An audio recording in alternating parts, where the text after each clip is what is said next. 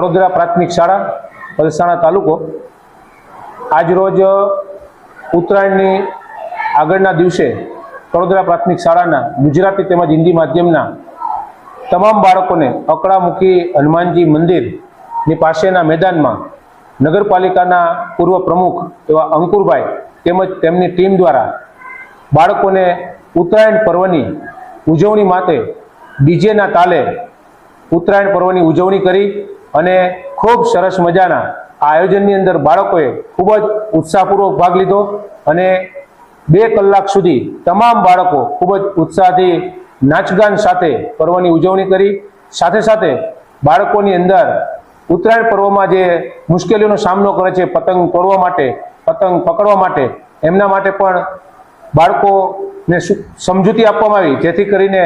આજના દિવસની ઉજવણી કરી અને એક ખૂબ જ સારો સંદેશ કે જેથી કરીને કોઈનો જીવ બચાવી શકાય તેવા સંદેશ સાથે તમામ બાળકોએ ખૂબ ઉત્સાહપૂર્વક ભાગ લીધો।